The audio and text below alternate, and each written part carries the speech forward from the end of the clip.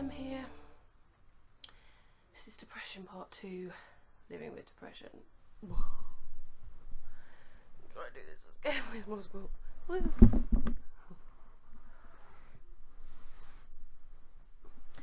So in this video, I'm going to be talking about what it's like to live with depression. I'm going to be going through the 9 signs and symptoms of depression to help explain what it's like to live with this very debilitating, very time-consuming, all-consuming, lonely, desolate, horrible side of mental illness.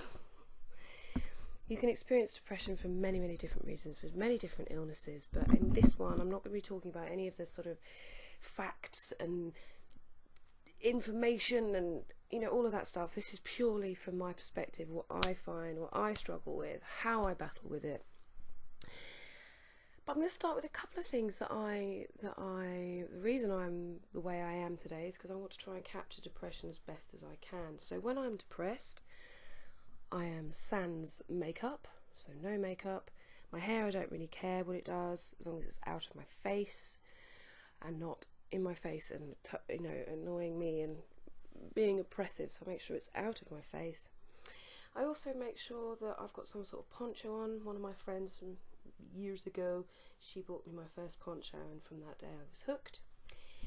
And I just put this one on because it's a really nice, bright, colourful one. And when I'm depressed, putting on a poncho is probably one of my first things that I do. Oh my god, I actually totally burped that time. So sorry.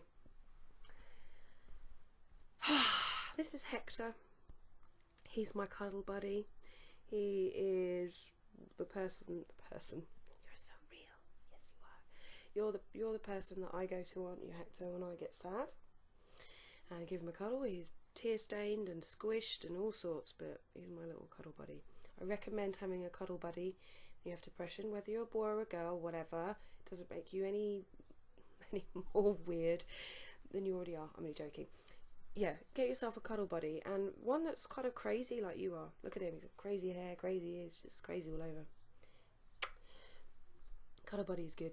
And finally, I will tend to be in slobby clothes, so I won't be in like pretty stuff. I won't wear jewellery, I won't put makeup on or anything like that.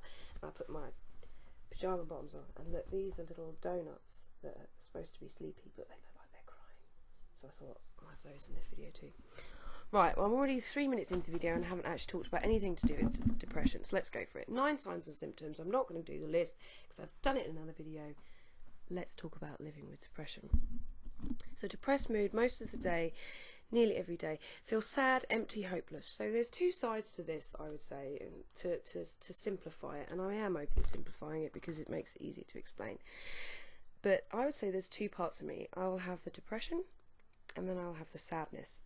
So, and I get a picky lip as well, which is part of my compulsive skin picking, and I'm doing that a lot today. So if I do that when I'm talking, that's part of my OCD, BD, body dysmorphic disorder. But I'll talk about compulsive skin picking another time, but I've just realised I'm doing it, which is why I said that. So you can either be in the depressed state, which is like you're can't move, empty, hopeless, desolate. Oh. Or I'll be on the other side, which is extreme sadness, dysphoria, crying, you know, like proper, like so much so that I might rock as well, maybe even tap. Really distressed state, and this is a really horrible place to be. And sometimes I don't know whether I feel happier, I don't know whether I feel better crying or whether I feel better not crying. I don't know. They're both really horrible states, but for me, it will stop me leaving the house. It will stop me from doing the things that I usually love. It'll make me want to reach for impulsive things such as food, alcohol, not so much drugs now, but in the past it would have been that. And it can also take me towards self-harm. So it's a very lonely, very scary place to be. And I experience it through depression, feeling nothing, and sadness, which is almost feeling too much of that emotion. And it has a huge impact on my life. So number 2, marked diminished interest or pleasure in all or almost all activities, nearly every day. So all the things that you love, as you know, the things that I love to do, things that make me happy. What make me happy? Watching a film, being with my friends, spending time with my family, especially all my lovely nieces. I've got 5 beautiful nieces.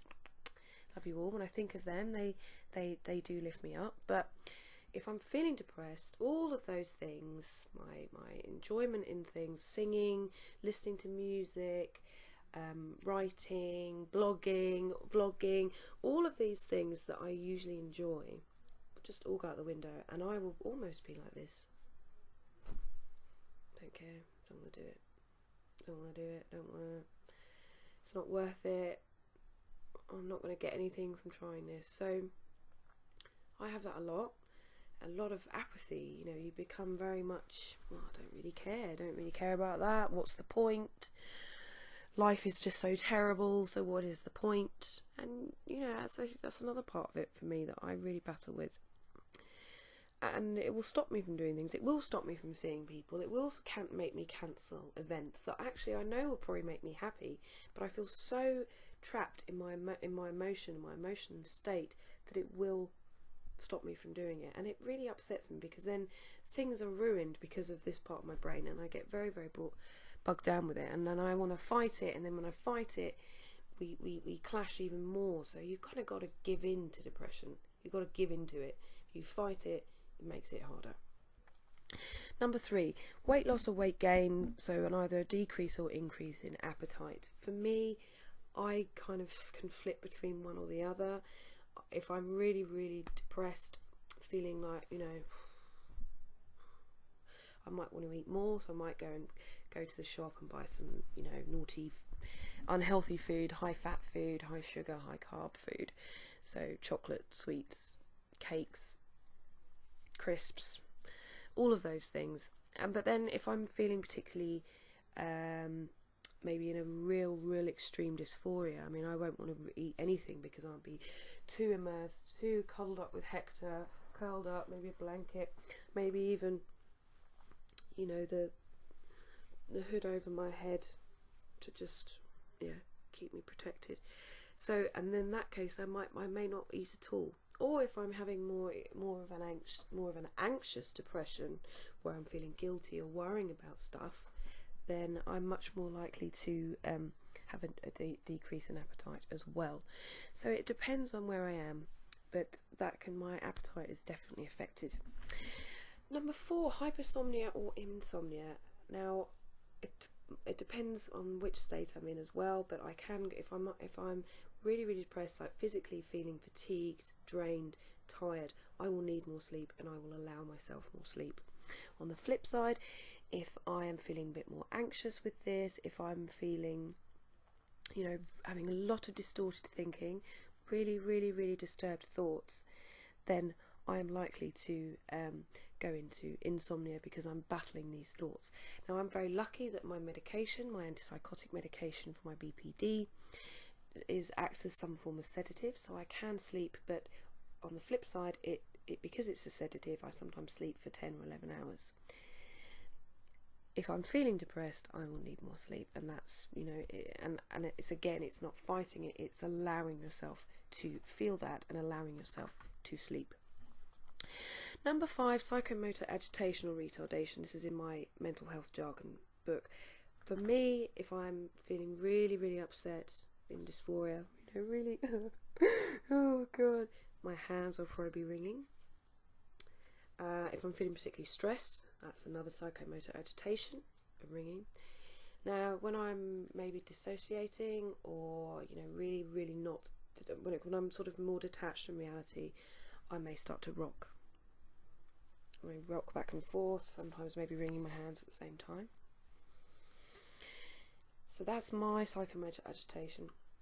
And when I'm feeling really depressed, I may not even move that much, but I will always have some sort of, even if it's just the wringing of the hands, some sort of agitation going on. Now, when we maybe think of people who are quite poorly with mental illness, we might think of the rocking and the tapping. Now, the rocking, I mean, I'm not aware of doing it. I'm doing it now while I'm talking to you, which makes me feel rather odd, but this is one of the facets of my depression is the psychomotor agitation of rocking. And this is the movements that you make when you're feeling depressed. You may have different movements if you're feeling anxious.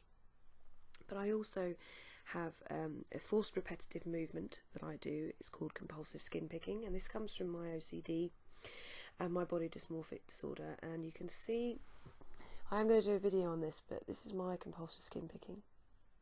So I've got this little bit here that I pick, and I will do that when I'm distressed, depressed, for comfort, and I can really pull a bit out, and I'm doing it a lot today, which is one of the reasons I'm talking about it. That's not quite a psychomotor agitation, but it's another forced repetitive movement that you may not be aware of that you're doing. Number 6, fatigue or loss of energy. Now, there's a difference between tiredness and fatigue. I would say tiredness is, you know, oh, it's 11 o'clock. Oh, I better go to bed now. I made myself yawn. So that's tiredness. Fatigue is like tiredness when there's no reason for tiredness. So like we've got our sadness and depression. Sadness is a reason for being sad. Depression is no reason for feeling sad. Fatigue is feeling tired without a reason. And fatigue can make you slow your movements down, slow your speech down. So you may just be feeling very fatigued. And when I'm like that, the thought of doing anything that isn't getting up, getting in the shower, putting on some clothes and sitting on the sofa, anything that seems more than that just seems absolutely, well, a huge waste of time. So your body will just say, nah, you're not doing that. You're not going to do that. So you're kind of like, okay, I'm not going to do that. So fatigue, again. Fatigue for me, it stops me from leaving the house. It stops me from seeing people. And it makes me just generally feel like a slug, and I'm just sluggish and slow and so it's a physical thing as well. It's not just all going on up here. There's a lot of physical aspects to feeling and living with depression. Number 7, feelings of worthlessness or excessive or inappropriate guilt. So you may be beating yourself up. You may be saying, I'm worthless, I'm a piece of whatever, I don't deserve to be on this planet. Or it might just be guilt. Oh, why did I say that thing to that person? Oh, why did I do that when I was angry? Oh, how are they ever going to forgive me? Oh, what do I do? What do I do? All of this kind of stuff. So you're kind of like, it's just trying to think or trying to do anything because of this guilt that's hanging over you. It's just unreal.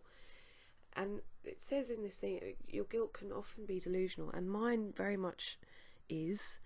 I will feel guilty about things that aren't even in my control. I'll feel guilty about how another person is feeling, even though I've had nothing to do with how they're feeling. And I will take on all the emotions of people around me as well. That's when I'm at my lowest. It feels like your rock bottom.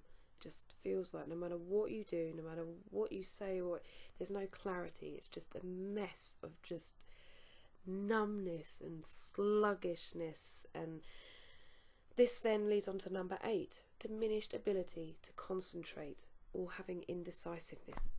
And I'll sometimes need someone to make decisions for me when I'm in this state, because I cannot make them myself. Even just things like, what should I have for breakfast? I suppose I should have breakfast. You know, you're really not yourself. I'm really not myself. I can be, like I say, move slowly, talk slowly, but when I'm trying to do things like planning for the blog, or planning, going on my calendar and writing people's birthdays in, or whatever, my concentration, my indecisiveness, my memory, all of those things are massively impacted because there's so much else going on, and your body is dealing with that main thing that you're worrying about. So all the other things that are really important in your day-to-day life, like being able to maintain a job, really just go out the window because your ability to concentrate is so diminished because of everything else that is going on. And the last one, number 9, recurrent thoughts of death. Not just fear of dying, but actually thinking about death, thinking about suicide ideation, maybe planning your suicide, or even visualising you dead, or visualising your suicide being complete. Heavy one, real heavy one. And for me, death is, I would say, a daily thought. Whether it be my death, other people's deaths, death on the news. I tend to avoid the news because it really affects my depression and my anger very, very quickly. So I tend to get a nice little happy, well, an easily digestible news chunk from Andy when he gets home, and he will try to avoid anything that's involved many, many thousands or many, many people dying. Because if I start to think about people dying, I will go into this cycle of thinking about death, and then it will usually end up with me visualising my own death. So recently I've visualised myself hanging from a noose and just my lifeless body hanging. But when I've actually had suicidal plans, just before I got my BPD diagnosis, I had severe dissociation, not severe dissociation that I'm psychosis, but it's dissociation that I'm not there. And I was very much like, I decided I would run the bath, go and get the knife, then come back to the bath with the knife in my hand, and then cut my wrists, and then, you know, just die. Sorry, it's really heavy, guys, really, really heavy. But it's true, when you are depressed, you will go to this place a lot of the time, and you won't really mean to, you won't really be able to help it. You're just going there, and you will either think about your own death or others around you.